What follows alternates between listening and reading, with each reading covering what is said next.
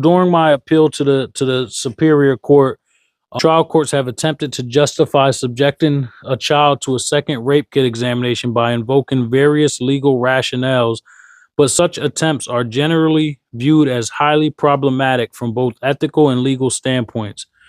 Some key legal considerations include the best interest of the child.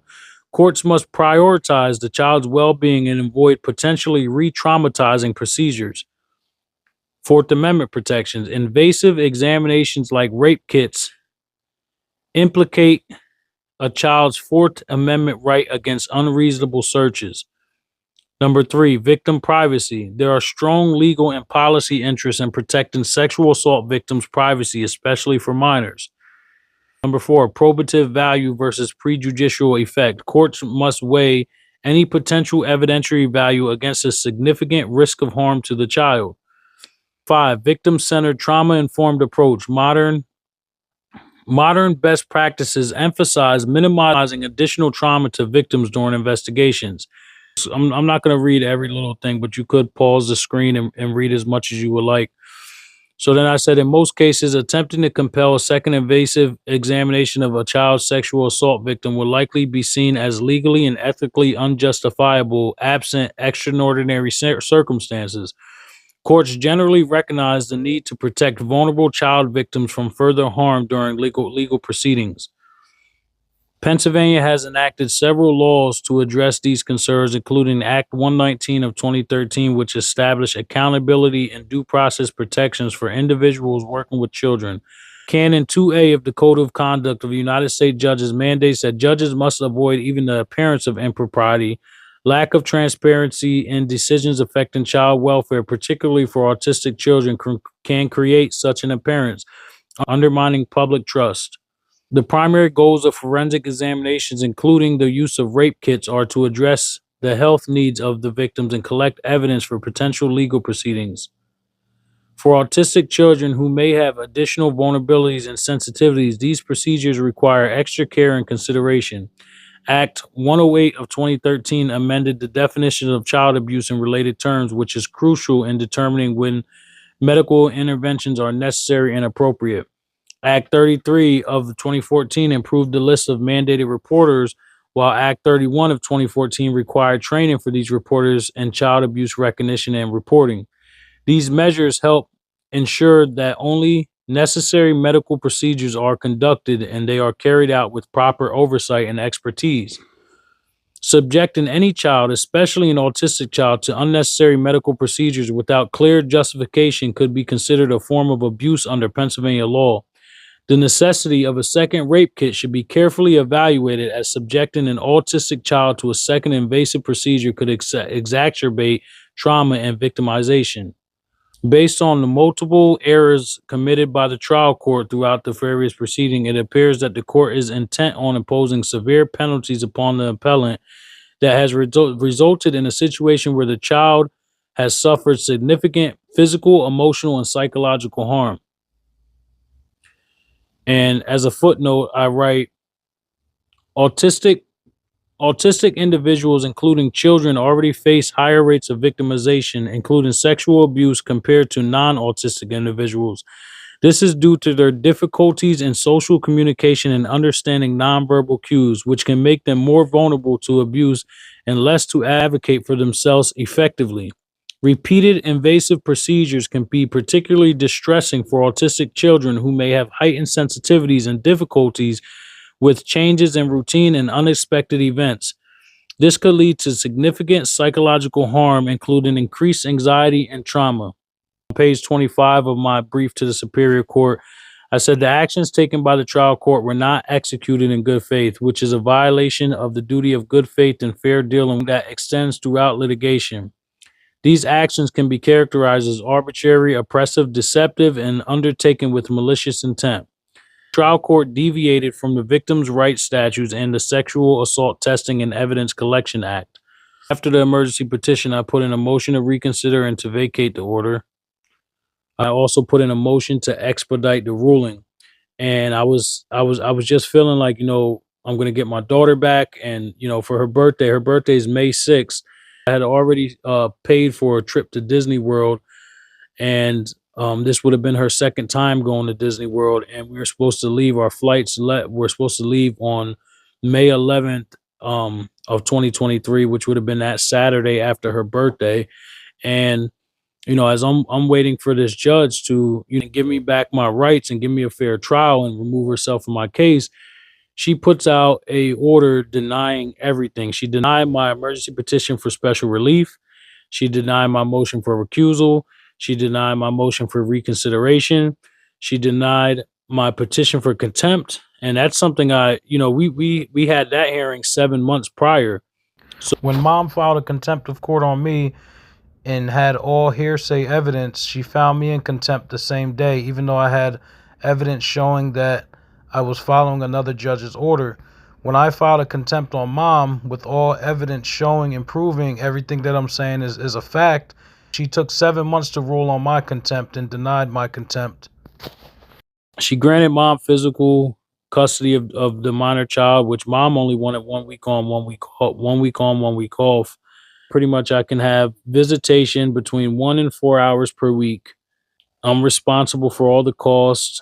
And then she's requiring me to go to a mental health evaluation. And when I called them, they want $600 up front and then $140 per session.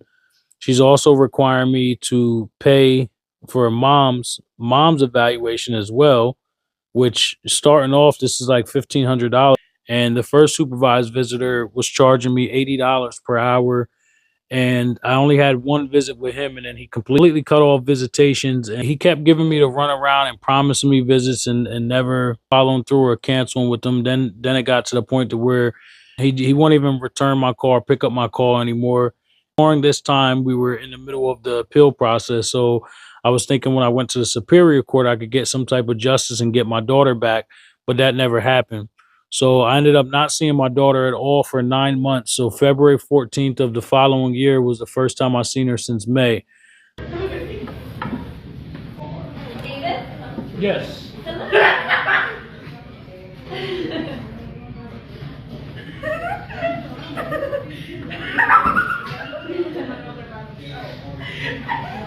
Who is that?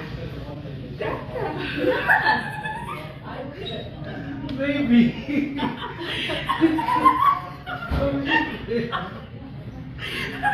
There's a lot for you to take in, right?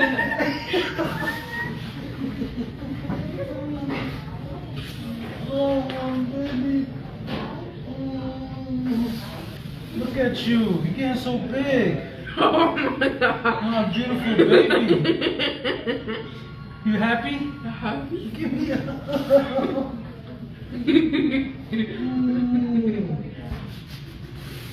You been eating your fruits and vegetables? Yeah? You been doing your exercise? And your routine?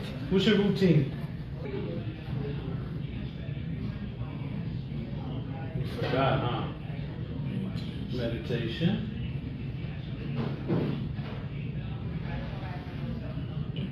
Exercise. Yoga.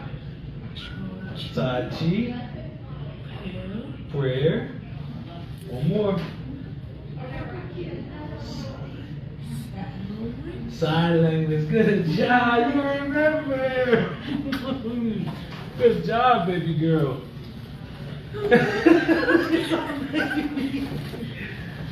What's the most important thing in the world? That's right. What's the second most important thing in the world? Use your mind. Yes, that's right, baby. I'm so proud of you. Okay? Patience. Why you don't have to worry about a thing? Everything was gonna be alright. That's right. That's the call. So I'm gonna do that on Monday. I'll have a motion. That's So hopefully that Or will. closed on Monday, just so you know, the President's Day. Oh, it's President's Day on Monday. On Monday, yeah. Okay. I didn't just make the bean soup by herself, like she'll do all the different steps, and she's constantly helping out. Keeping things in order. She likes the things to be organized. Yeah. Like we're leaving the house and she sees one light on and she's like, shit.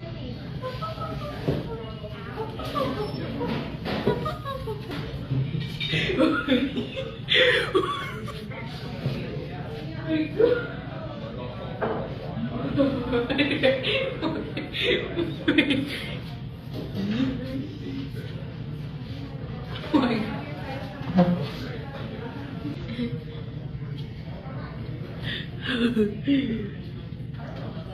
12-month period, I've seen my daughter about 3 times.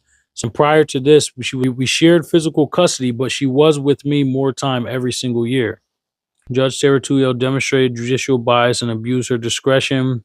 The judicial misconduct resulted in the erroneous termination of my parental rights and subjected my child to an unnecessary second forensic examination. Judge Tuhill's actions appear to violate Rule 2.3 of the American Bar Association's Model Code of Judicial Conduct, which explicitly prohibits judges from manifesting bias or prejudice in the performance of their judicial duties, and to the unlawful removal and deprivation of rights, the continued deprivation of rights despite awareness of the error, acting under color of law.